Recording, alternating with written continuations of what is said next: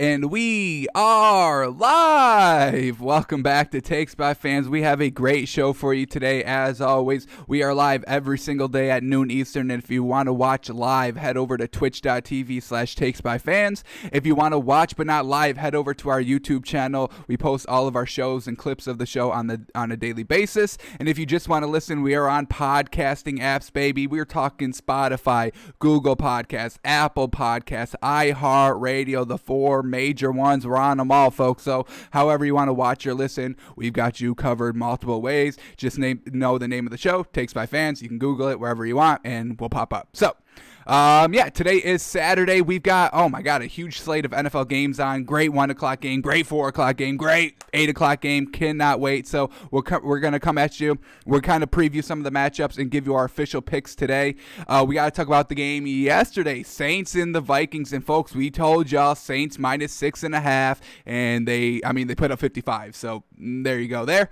We'll break down a little bit of NBA too. So we've got all that to do, but first we got to jump in with our story. So here we go. Our first one, Eagles wide receiver Deshaun Jackson is getting activated today, and he'll play tomorrow against the Cowboys. We've already liked the Eagles over the Cowboys this week. Now we like them even more. The sheer speed that Deshaun Jackson has, coupling that with Jalen Hurts. Ooh, I love it. There's going to be some nice kind of jet around, some jet action, some play actions with him and Deshaun Jackson. You better believe it. In this Cowboys defense, it's okay. It's an okay defense. It's an average defense, but this Eagles team is very good, and they have an even better defense than the Cowboys have. So we like the Eagles, and we still like them even more. They're just getting more weapons. Love to see it. And this is huge. I mean, this just broke maybe a half hour ago. I did not see this coming, but the Jags are going to start Mike Glennon versus the Bears this week. Now, we told you yesterday in our show that we kind of liked the Jags plus 7.5 because Gardner Minshew was playing. Now that Mike Glennon's playing, it's kind of clear that the Jags are now going to officially tank for that number 1 seed now. There's no reason why you don't start Gardner Minshew. Now you bring in Mike Glennon. He's okay, but he's a career backup. He's Mike Glennon. We've seen him in action this season, throwing picks in the fourth quarter and, on game, winning drives or game-tying drives, just not being the closer. He airs it out, which is still good, so the Jags will probably still put up points, but if they're starting Mike Glennon, they may tank. So I think we're going to stay away from this game. The Bears have a lot to play for. The Jags look like they're tanking. I think we officially stay away, even though that kind of 7.5 was looking very good because the Bears, even with Mitch Trubisky, he's still making the mistakes,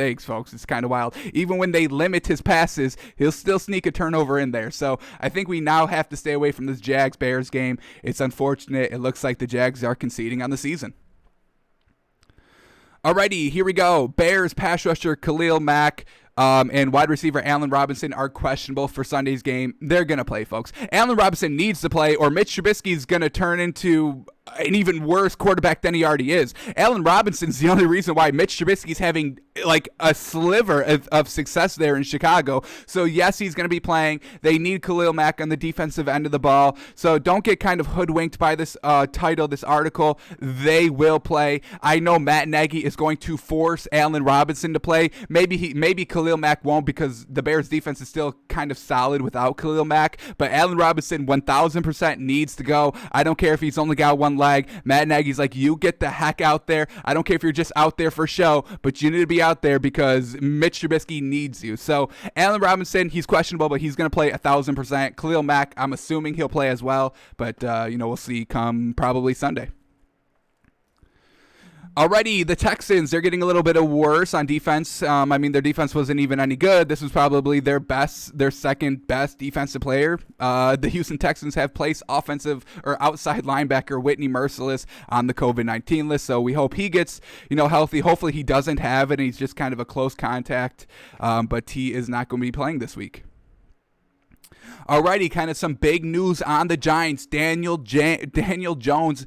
This says that he was questionable, but then I just saw this. This broke literally half hour before we went live. He is going to be playing this week. So Daniel Jones is going to be playing this week.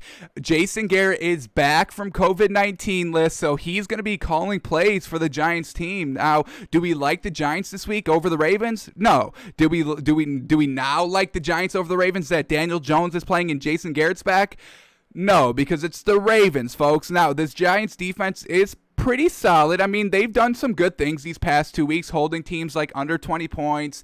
That Seahawks game, that was a pretty good game for that defense. So I don't think they're going to be able to shut down all the Ravens do. They have to go into Baltimore as well. It's definitely going to be hard. And I don't know if I trust Daniel Jones being 100% healthy. Did you see how he looked last week when he was kind of battling through that hamstring injury? I don't know if he's 100%. I mean, he was questionable up until today, up until 11:30 today. He was questionable to go. So I do like Daniel Jones. When he's 100% healthy, I do like the quarterback. He is a very solid quarterback. But when he's injured and he can't really move around in the pocket too much, and his legs are a decent part of his game. He can run it, and Jason Garrett throws in some like read options on the offense. So Daniel Jones can move. He's got some legs. So this hamstring injury, he's uncomfortable in the pocket. He's got to go up against that Ravens defense. I think this Giants team offensively is not going to be very good this week. I still stay away from this Giants team and betting the Giants and still taking the Ravens minus 10.5 because I don't think Daniel Jones and this Giants offense is really going to get any production out of Daniel Jones still not being 100% healthy. Alrighty, 2 more. Here we go. Alvin Kamara was in a giving mood on Christmas. We all know and watched this man run for 6 touchdowns, and he had a chance as the 7th, but they put in Taysom Hill. A little weird. So they asked Alvin Kamara about that. If he was, upset about Taysom Hill getting that touchdown, and Alvin Kamara was like, "Nah, we spread the wealth over here in New Orleans, folks." So I love this quote from him. It's not all about him; it's a team game. He already had 6 touchdowns. Let's spread the wealth. Give it to Taysom Hill. I love to see it. So Alvin Kamara's team player, great team player, a great running back. Absolutely ran all over the Vikings yesterday, and so he's not. Everybody relax. I mean, Twitter was going crazy. Oh my God, how could you not put Alvin Kamara in, blah, blah, blah, blah, blah. Folks, they're just trying to win the game. Records are records. It doesn't really matter that much, and Alvin Kamara does not seem, at least in the public, annoyed by it, and that's what you have to be. I mean, you're a leader of this team. You're a big name. You can't just be like, what the hell was that, Sean Payton? You can't come out publicly and say that, so great answer here, and that's what we got from him. And then the last story of the day, oh my goodness, maybe you probably should have kept this one to yourself. Mike Zimmer, tell us how you really feel. Mike Zimmer on the Vikings defense, quote, "This is a bad defense. Worst one I've ever had." And I agree. I mean, we've been saying this since the beginning. This was not the Vikings defense from last year, folks. They lost like all their corners and their safety. So they were absolutely trashed. We called it right from the preseason that should have been, right before week 1. We knew this Vikings team was going to take a step back. The defense was bad, and they just gave up 55 points against the Saints and let Alvin Kamara absolutely destroy them defensively. So Mike Zimmer's not happy. They're officially eliminated from the playoffs. Unfortunate for them. Kirk Cousins, what do you do with him now? The offense, is it a good offense? It's an all right offense. I mean, they just don't close out games, and they're still fumbling. I mean, we'll look at the stats. I mean, Kirk Cousins fumbled. Delvin Cook fumbled. They didn't lose the fumbles, but they're still fumbling, and they still had the chance of losing them. So, not sure about this offense, and we all know that this defense is bad, folks. So, Vikings, not looking good. See how they bounce back next season. Alrighty, now let's quickly go through the NBA games. We'll get in more in depth in the NBA when the NFL season's over, but we're highly invested in this NFL season, and it's like the first couple games of the NBA season, like, does it really matter? It's like the first half of the season really doesn't matter. Let's see how you perform, after like the All-Star break and all that. So we'll take it, a little light on NBA, but then once the NFL season's over, we'll go kind of deep in it. So yesterday, Pelicans, Heat absolutely kind of do very good. Goran Dragic and Duncan Robinson, they're all hitting. And this Heat team, hopefully they can carry it over from last year in the bubble. I was a little iffy watching game 1, but let's see how, these kind of first 10 games play out for the Heat. But, this was an impressive showing here. Zion Williamson for the Pelicans had an absolutely great game, 32 points, 14 rebounds. He's great. He's going to be great, folks. So we got to watch Zion, got to watch this Heat team. Let's give it about 10 games, and then we'll start buying into some teams and players. But we got to watch, the kind of the chemistry, the team chemistry start to play out, and it's not going to just take 1 or 2 games. It's going to take a couple of games for that to get figured out. So he had not a great first game, better second game. We'll see how the third game looks. All right, Warriors, Bucks, and man, oh man, this Warriors team, man, woof, you can't, I mean, one person cannot do it all. That's why people are building super teams. You need at least three. You need at least two, really, but if you want to win a ring, you need three star players, and the Warriors are not even close to that. They've only got the one. Unfortunate. So they get, once again, blown out by the Bucks. Chris Middleton, 31 points. He's doing very well these first two games. Giannis, let's see what he had real quick. Let's see if he's missing free throws. Remember, game one, the Bucks lost. He missed a game-tying free throw to force overtime. So let's see what this man did. Giannis from the free throw line. Oh my God, Giannis, 46%. You got to the line 15 times. Now, luckily for Giannis, I mean, the Bucks just absolutely destroyed the Warriors. So these 8 free throws missed doesn't really make an impact. But he's got, I mean, this man just signed the Supermax. Did y'all see that? 278 million, something around those lines, and he's shooting 46% from the free throw line. Not looking good. You definitely got to get that reined in, my man. So the Bucks still win it, but Giannis, come on with those free throws. Let's get those in check. All right, Nets Celtics. This was one of our official picks from yesterday. It was Nets -3, and we absolutely loved it. This Celtics team is not good anymore. Yes, Jaylen Brown is good. Yes, Jason Tatum is good, but that's now all they had. This Celtics team got worse from last year in the bubble, and this Nets team is going to be the best team in the East, folks, hands down. Kevin Durant's looking like he hasn't even come off an injury, and Kyrie Irving's always been great, especially playing against next to a superstar. That's when he really shines, when he doesn't have to be the number one scoring option in the offense. If Kyrie Irving can kind of just play a little relaxed and, if I'm not on, I know Kevin Durant's going to be on. And if Kevin Durant's not going to be on, I'm going to be on. So Kyrie Irving really flourishes when he's the number 2 option. And there's no, this doesn't surprise us that he's having success here in Brooklyn being the number 2 to Kevin Durant. So Nets, they could go undefeated this season, honestly. The Lakers, they'll give them trouble. Maybe the Clippers will give them trouble. But other than that, this Nets team, they're deep. They're great. They started their winning culture last year in the bubble, so they don't have to kind of take this year and get everything figured out. The bench, the deepness of the Nets, they've already been hitting. They're already in rhythm from last season, and now you just plug and play Kevin Durant and Kyrie Irving, who can literally play with anybody because they're one of the top 10 players in the league, and this Nets team absolutely kind of blows out the Celtics. A huge 28-point win, and it was only -3. Easy money there, folks. Alrighty, Lakers, Mavericks, very well done. Lakers getting the win. Montrezl Harrell contributing a lot more this game. Anthony Davis doing good. LeBron James doing good. This Lakers team, they are better than last year, so, beating the Mavericks. And now let's talk about the Mavericks. They've lost 2 straight games. Yeah, Luka's good, but is he going to need a little bit more supporting cast? I mean, folks, you really need 3 big players if you want to win a ring, and I don't know if the Mavericks are going to have that. So, Lakers beat the Mavericks 138-115. And then the last game of the night, Clippers Nuggets. This was our second game that we picked. We had a 2-team kind of picks going. Nets -3, and then we had the Nuggets +3. We really thought we liked that everybody was really hitting in game 1 for the Nuggets. Michael Porter Jr. put up a lot of points. Jokic put up a lot of points. Murray did not put up a lot of points. We got to check him again. The Nuggets lose. They don't cover the 3. Unfortunate. So let's keep tabs on this Nuggets team. What is Jamal Murray doing? All right, he put up 23 points. That's better. I think he had 9 that first game. So he was putting up points. Michael Porter Jr. only put up 10 this game, though. So he's definitely got to get more consistent. He was great game 1, not good game 2. That's kind of what we saw in the bubble with Michael Porter Jr. This man is very good. Don't get us wrong. Like, he can score. He can kind of be like Kevin Durant-esque, maybe like Kevin Durant B. This is what Michael Porter Jr.'s game is going to be. But he has to get better. He has to get a little bit more consistent. I mean, he played 23 minutes. It's solid, but he's got to be a little bit more consistent. What did he shoot? 33% from 3. Not bad. I mean, it could be better. 44% from the field.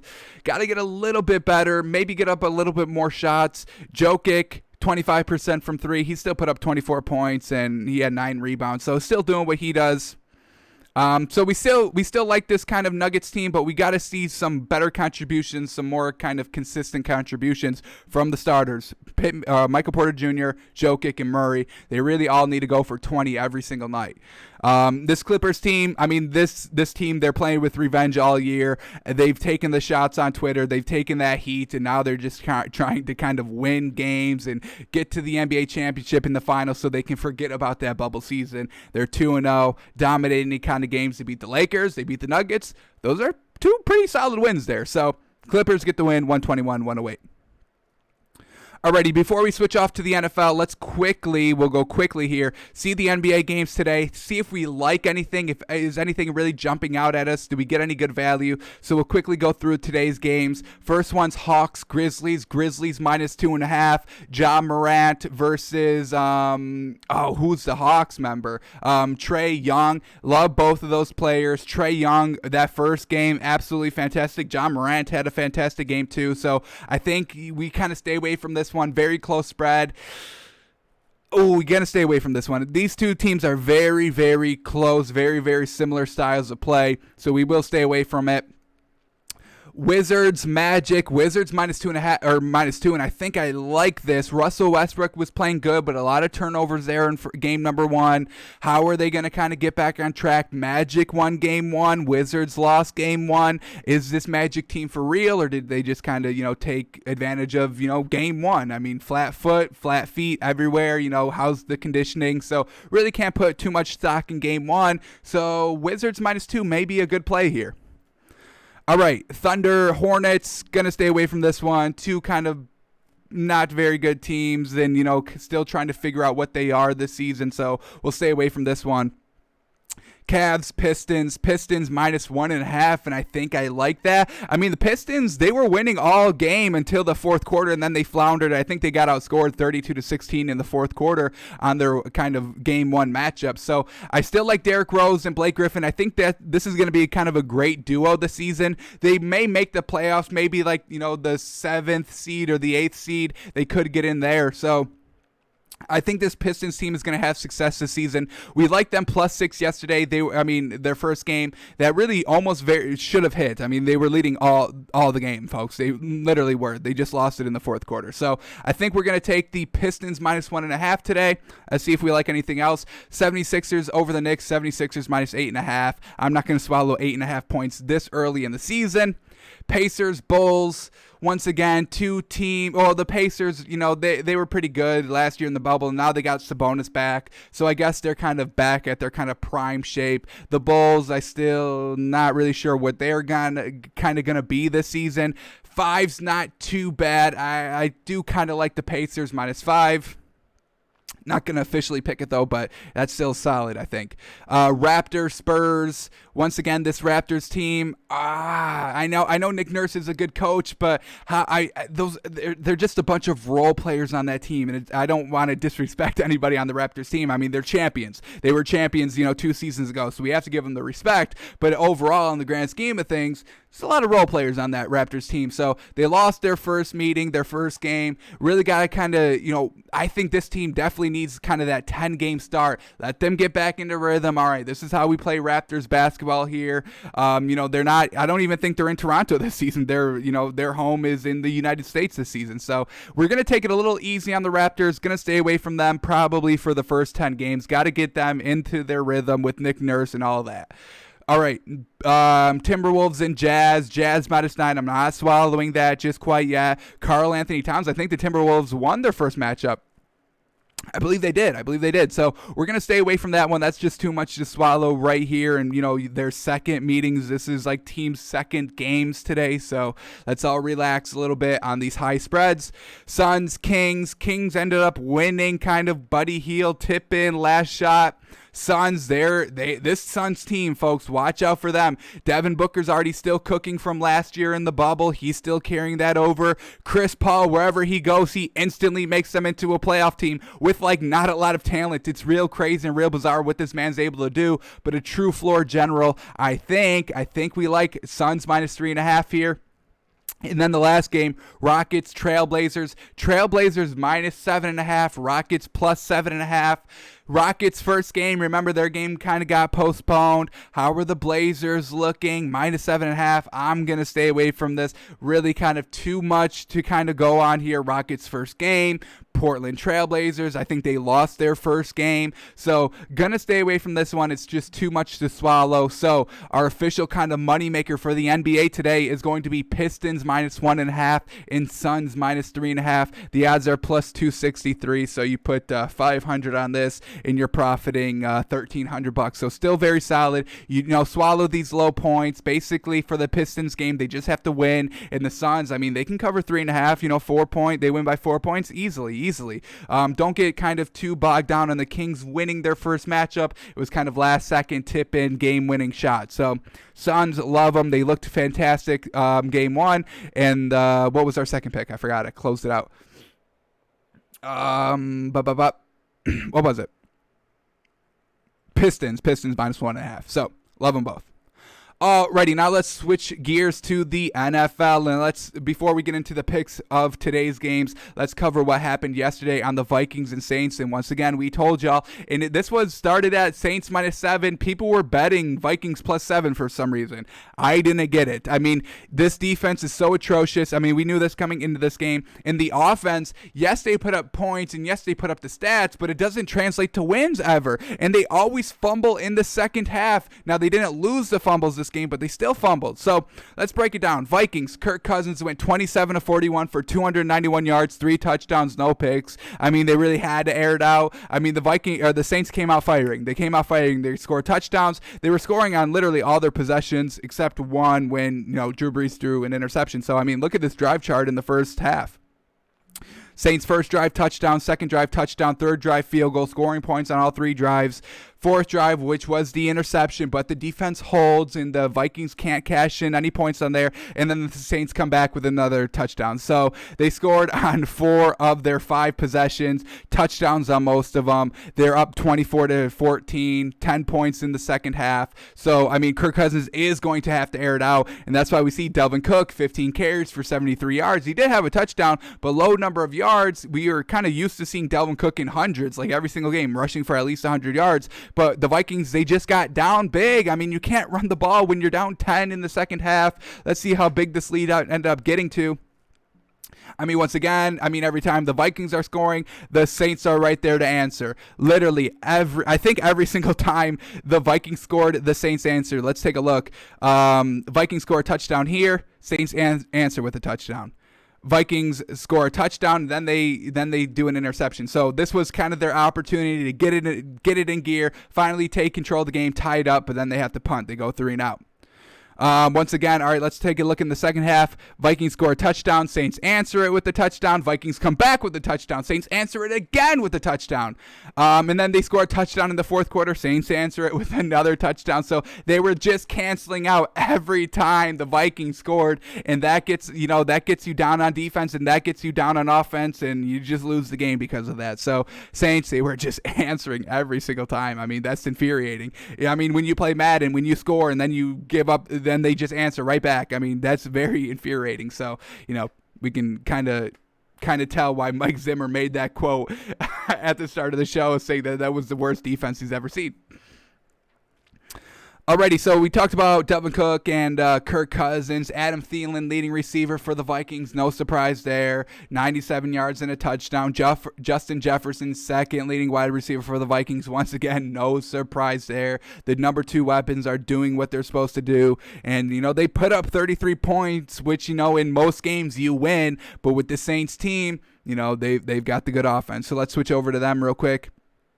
Oh, and then I also want to bring up, yes, Kirk Cousins did fumble once and Delvin Cook both fumbled once, but they didn't lose it. But they're still fumbling. So you have to keep that in mind because, the last 3-4 weeks, literally, turnovers in the second half have been killing the Vikings, killing them.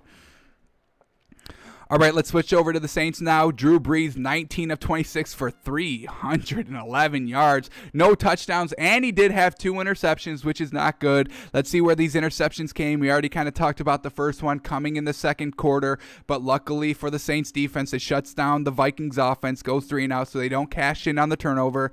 And then the second interception comes in the third quarter, and the Vikings score a touchdown off of it. So they do cash in on 1 of the 2 turnovers. Drew Brees, he wasn't looking 100% healthy. I still think I wanted to see kind of Taysom Hill close out the last 3 games of the season. Taysom Hill is very good. He's especially very good at home. And his legs are great, and his passing ability is very good too. He may be a better passer than Lamar Jackson, folks, and he still has kind of the speed along the lines of Lamar Jackson as well. I'm telling y'all, Taysom Hill is a true dual-threat quarterback, and once Drew Brees retires, I really think this is Taysom Hill's starting job here in New Orleans. Oh my goodness, Drew Brees, 19 completions for 311 yards. It's just absolutely fantastic. Alvin Kamara, we all know, 22 carries for 155 yards and 6 touchdowns. And we usually update our cash list on Tuesdays after we kind of seen everybody play. But we can't we've got to put this man on the cash list right now. We got to do it. I'm not waiting till Tuesday to put a 6 touchdown rushing attack on the cash list. We've got no time to wait. Alvin Kamara, you have to get as much time on this list as you can, because that performance, holy moly. I mean, can you talk about just absolutely obliterating a defense? 6 touchdowns. I mean, I would feel sick to my stomach if I was part of that Vikings defense, folks, and I just gave up 6 rushing touchdowns to the same player. Can y'all stop somebody? And Delvin Cook's probably on the sideline like, damn, if only my team, if only my line was as good as that, if only the Saints defense was as bad as our defense, I could have been doing that. Damn. All right, let's go to these receivers now. And then look at Latavius Murray. I mean, back up, the number 1 running backs carried it 22 times for 155 yards, and there were still enough yards and carries to be had that Latavius Murray ran for 12 carries for 72 yards. I mean, folks, everything was successful in this game. All right, let's see who Drew Brees was getting the ball to. Emmanuel Sanders, the number 1 wide receiver. Love to see it, throwing to his actual wide receivers, his wide receiving weapons. 4 receptions for 83 yards. Jared Cook, second leading wide receiver, 3 receptions for 82 yards. Then he's going to Adam Troutman, Marquez Callaway, Latavius Murray, Taysom Hill, Juwan Johnson, Alvin Kamara. I mean, look at this, folks, spreading the wealth. 1, 2, 3, 4, 5, 6, 7, 8 different Saints players with at least 10 plus yards and multiple receptions. So love to see that by the Drew Brees. Love to see it by the Saints. We have to see Drew Brees 100% healthy, because some of these interceptions here, very short arm, not very good, little inaccurate. So he's definitely got to shore that up. We're just kind of, basing that on, him still being not 100%, but he's definitely got to get, 100% healthy for this playoff push. Alrighty, so now let's talk about the games today. Let's refresh these lines. Let's see what we're getting. I mean, we're half an hour away from kickoff, folks. I mean, Saturday and Sunday, 2 straight days of football on all day. Love it, love it, love it. So we're going to come at you here with our official picks, and this line keeps on climbing, folks. Holy cow. I think this started at Lions plus 8.5 on Thursday, and it's climbed all the way to Lions plus 12. How crazy. Now, what do we know about the Lions today? All their coaches are kind of out on COVID, and there's a lot of shuffling on coaches. The interim has an interim head coach. The defensive coaches are coaching offense now. It's a real shuffle around the board. So I'm really not sure what to make of this Lions team. How much can they endure? Matt Stafford is still kind of that, field general, the field coach. So, I mean, the offense shouldn't have too much problems, but, the play calling, how is that going to be like?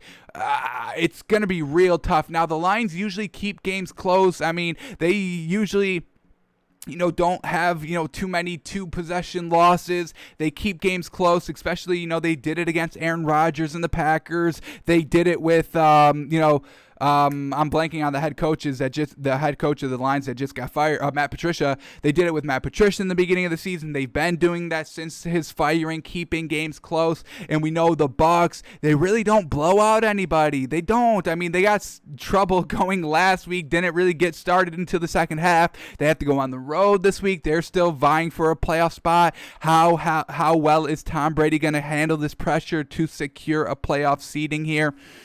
This is tough. 12's a lot to give up for Tom Brady and the Bucs. I mean, we can't trust this Bucs offense. Tom Brady's not 100% accurate yet this season. He's overthrowing, he's underthrowing. Yes, he's still throwing touchdowns because, if you throw the ball 45 times a game, you're bound to throw some touchdowns with those overthrows and underthrows.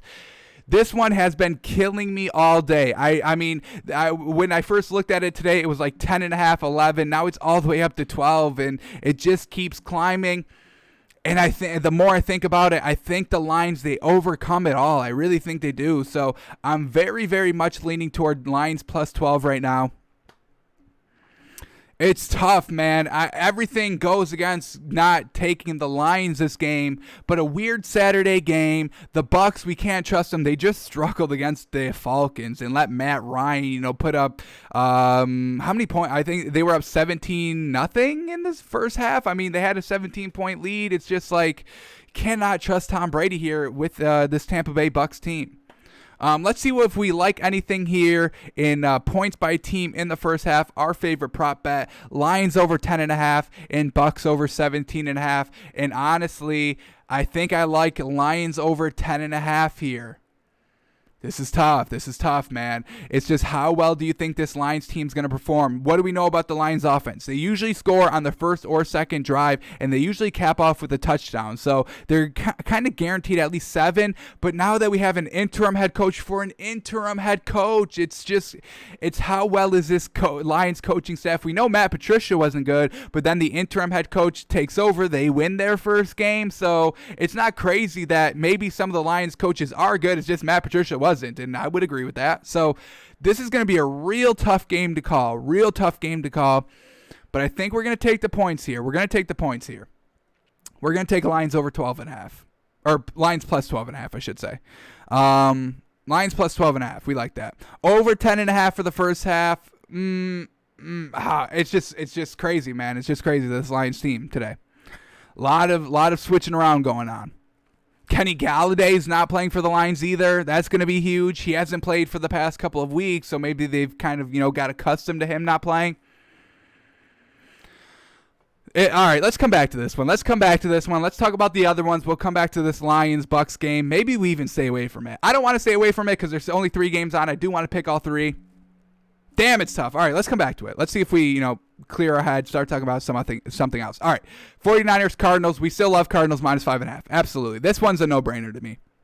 This 49ers team is not very good offensively. Look what the 49ers did last week when they had to go to Dallas. Yes, they still put up 33 points, but the turnovers early. Nick Mullins is still turning the ball over at least like 2 times a game. This 49ers defense, it's okay. It's not very good. Richard Sherman's already talking about leaving, so there could be, divided locker room. They just got eliminated officially from the playoffs last night, so how well are they going to attack the ball today? Not, knowing that they're going to be on vacation in a week and a half. The Cardinals, they're still fighting for that 7th seed.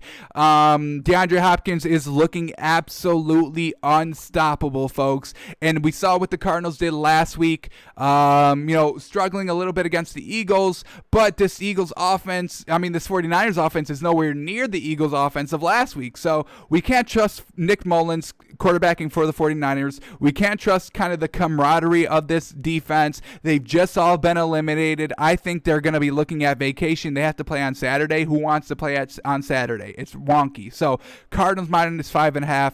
Absolutely love it. They beat the Eagles by 7 last week. I think they can win by, 6 here against the 49ers. So love the Cardinals minus 5.5. And then that brings us to Dolphins and Raiders, the nightcap game. Huge implications for the playoffs. Dolphins minus 2. Like it. Now I'll tell you why. Just take the entire Dolphins offense out of the picture. Just think about Dolphins defense versus the Raiders offense.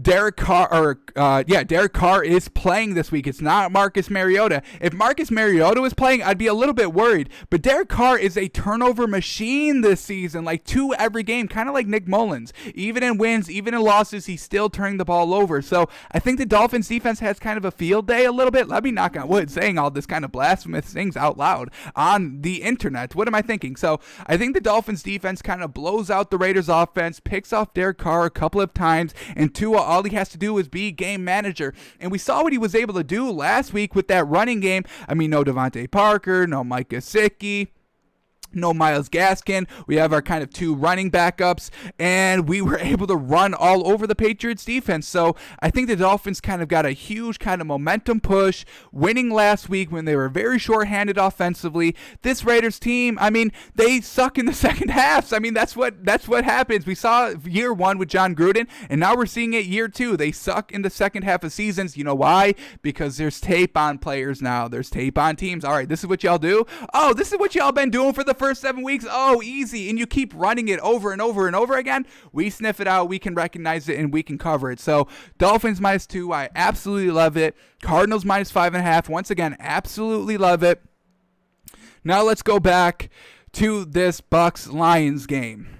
Let me see. Let's refresh Twitter. Let's see if anything's going on. We're 24 minutes away from kickoff. Has any other news came out? Maybe that's why the line has gone up so much. Let's see if we can get up to some up-to-the-minute details here.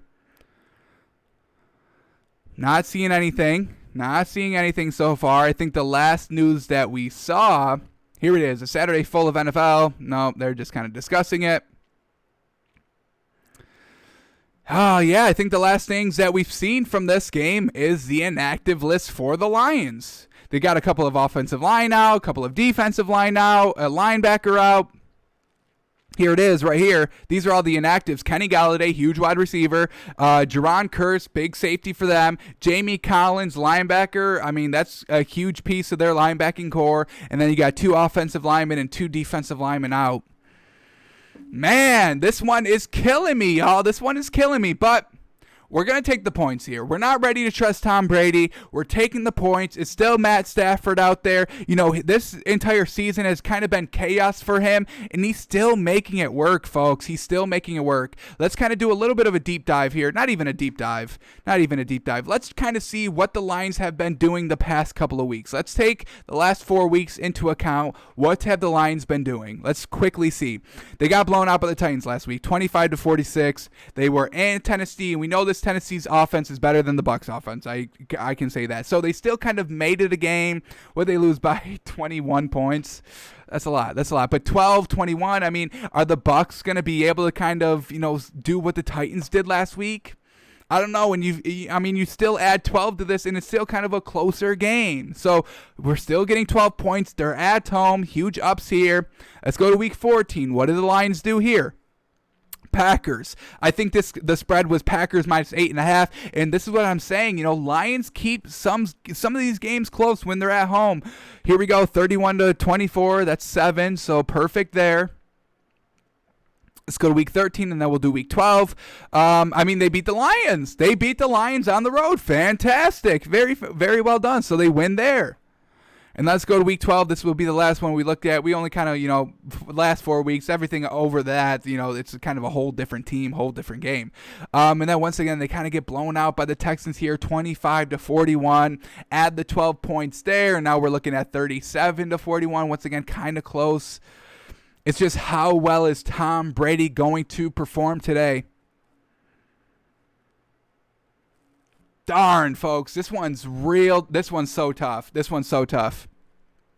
We're very confident on Cardinals -5.5, and we're very confident on Dolphins -2. We do want to give you a pick for today's game, today's 1 o'clock games. All right, you know what? Let's even do a deeper dive. We got to get deeper into this. This one's, I'm telling y'all, this one's going to be close, folks. I don't think this is kind of a blowout of the Bucs, and I don't think this is the Lions kind of floundering in this game. I think it will be decently competitive. So when you're ever kind of questioning a line, go into the team props and kind of look at, what they're kind of averaging per quarter per team. So we see here Lions in the first half over 10.5 points, and we see that Vegas, the odds are +117. So Vegas doesn't even think that the Lions are going to cover over 10.5. So they don't think the Lions get 10 points in the second or in the first half, and they also don't think that the Bucs get like 18 points. They probably think 17. So Vegas is kind of thinking that this game's going to be 10-17 in the first half, 7-point lead. Let's see if we can do it by quarter. They got quarters here.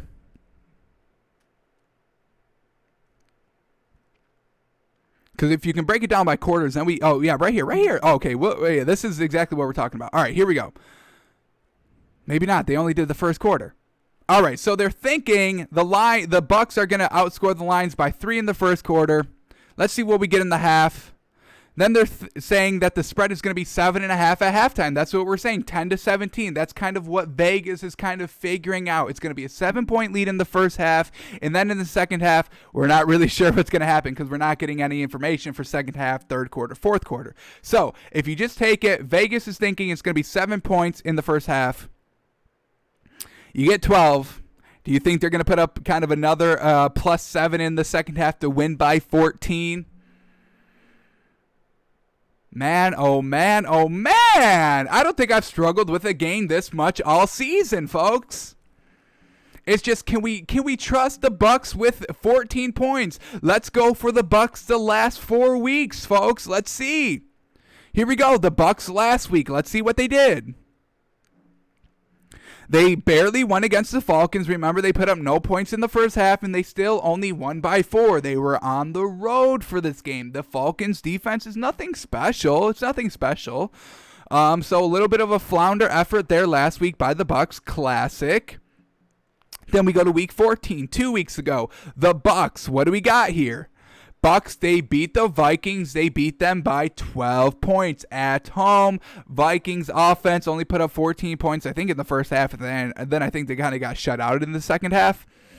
So kind of big there. But once again, the Bucks only put up 26 points, and you're getting 12 for Detroit. Bucks put up 26 points at home. Struggling to put up points in the first half on the road. I mean, these are all kind of signs to help us out here. Now let's see what we get 3 weeks ago, week 13 for the Bucks. What do we got here? Where are they? They were on a bye. All right, so they did that off of a bye. Woof. That's not good to win by only put up 26 points at home against the Bucks, against that Vikings defense. Ooh, yikes. Yikes. All right, then we'll just look at week 12. This would be 4 weeks. That's kind of our cutoff. We only kind of go 4 weeks back. We're not kind of talking about, week 1 matchups. We don't care about that anymore. We're at week 16. All right, so Bucks, week 12, they lose against the Chiefs once again at home, only putting up 24 points. So they don't put up a lot of points. Cannot trust Tom Brady's offense. Real kind of wonky situation here. Saturday game, full slate of games. This Lions coaching staff is, moving around. I think I would have liked it at, Bucks minus 8.5. I think that's kind of what it started at. But Bucks minus 12 here. I cannot trust Tom Brady with 12 points. We're gonna take the 12. If Tom Brady has a magnificent game, then we can say, you know what, we were wrong about this one. Congratulations. Tom Brady's finally figured out this offense 16 weeks into this kind of NFL season. But we're gonna take the 12 here, folks. We're gonna take the 12. We're gonna trust that Matt Stafford gets it done. We're going to trust that Adrian Peterson has a good game. We're going to trust that, DeAndre Swift has a good game. And we're going to hope that, this Lions team, all the coaches are like, you know what? Let's just get out of here. Let's make the game close. Let's run the ball. Let's eat up the clock, but let's all get out of here. Let's all kind of dip our toes into kind of some of these coaching situations. You wanted to know kind of what it would be like to call plays. Well, now's your time. You kind of, hang on. I think I got the tweet here. That kind of breaks down all the coaching carousel that's going around here with the Lions today. Did I like it? I hope I did. Because I think we talked about it. And I don't. How unfortunate. Look at me. Not being good. Darn it. All right. Let me see if I can get this out. I mean, we've still got 16 minutes away from kickoff, so let's keep talking this out here. Lions coaching changes. Let's see if we get anything here on Twitter. Here it is. This is exactly what we were looking for. So the wide receivers coach is now the head coach. How is he going to kind of call this game? How is he going to kind of, get everybody together? The quarterback's coach is now the play caller. So that's huge. He's working with Matt Stafford every day. All right, what do you like? All right, you like this? All right, I can call this. So I kind of like that. The quarterback's coach is going to the play caller. All right, now the head coach assistant / research. Now this is where it gets wonky. The head coach assistant / research and analysis is now the defensive play caller. So a coaching assistant, head coaching assistant's calling defense now against this kind of Tom Brady offense. Kind of tough here. Defensive assistant is now the defensive backs coach. Once again, another head coach assistant / research analysis is now the linebackers coach. William Clay Ford, minority coaching assistant. I don't even know what the fuck that is, folks. And he's now the defensive line coach. So I like the offensive side of the ball, and that's what we're kind of looking for. We're kind of looking for the Lions to put up points because we're getting plus 12 with them. So if they could put up 20 points, I don't think the Bucks can put up 32. So we like the kind of the offensive side, the defensive side. Coaching matters on defense, but it's really the players out there. All right, I'm in man. Now it's your responsibility to lock up your man. Oh, I'm in zone. Now it's your responsibility to kind of go and protect that zone. So with the offense, play calling matters. All right, we need to hit this because we've been setting it up. Oh, they're all going right. Let's go to the left. Something like that. So, damn, this is tough, y'all. This is tough. I'm still kind of like Lions plus 12 here with all these coaching changes. The line has been kept going up and up and up here. Once again, these are the inactives. Let's see what we get Tampa Bay. What are their inactives? What is Ronald Jones going to be able to go? How is he going to be able to go? So let's go to Tampa Bay's inactives.